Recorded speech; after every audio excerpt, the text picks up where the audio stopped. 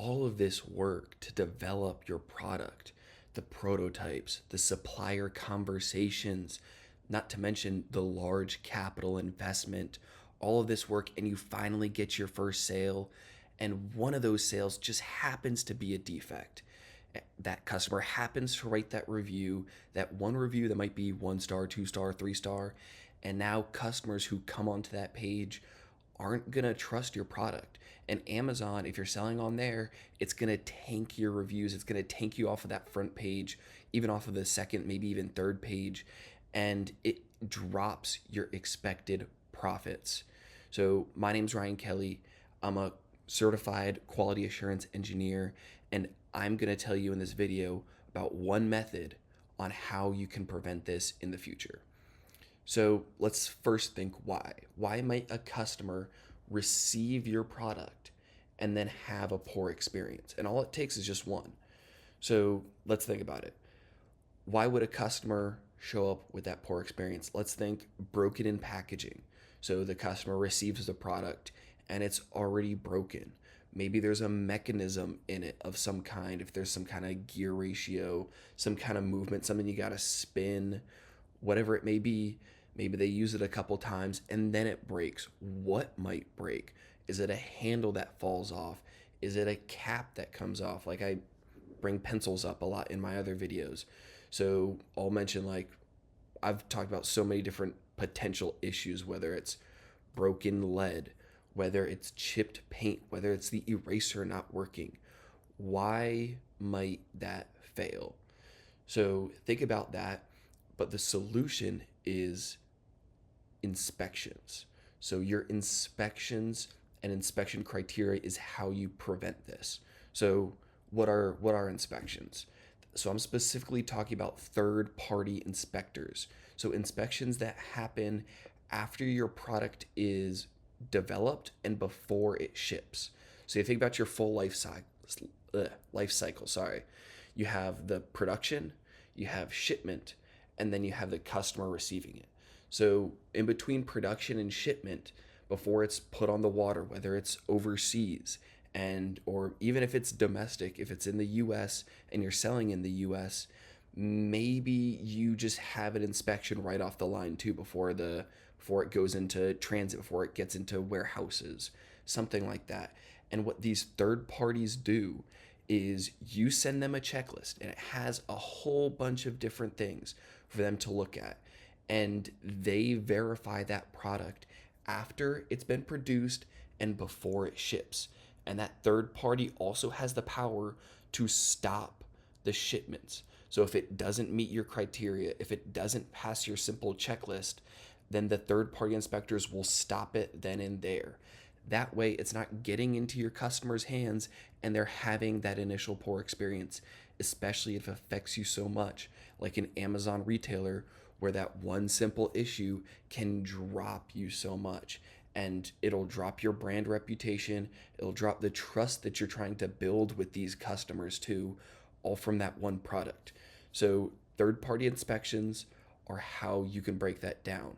So, I'll get into what to include in a third party inspection if that's something that you need help with. If you need help, if you think a template would be helpful, just drop that down in the comments below.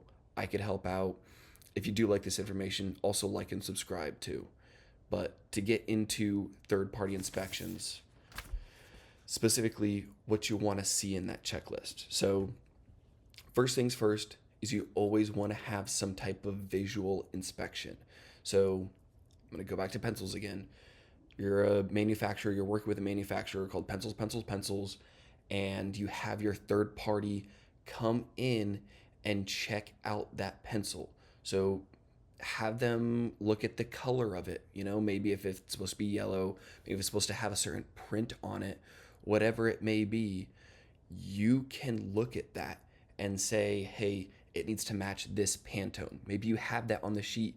Maybe you give them a golden sample too that they need to compare to. So they could look at both of them side by side and look, hey, does the color match? Maybe you want to get even more in depth and you have them do a colorimeter check. That's all equipment you'll need to supply to the third party or tell them to bring. Again, preface this by saying that there are costs to having equipment brought in and other certain measures. So sometimes you want to make it as easy as possible to some quick checks, because the factory can do the tough stuff, the things that require the big and expensive machinery to actually check this, the expensive instruments to check this.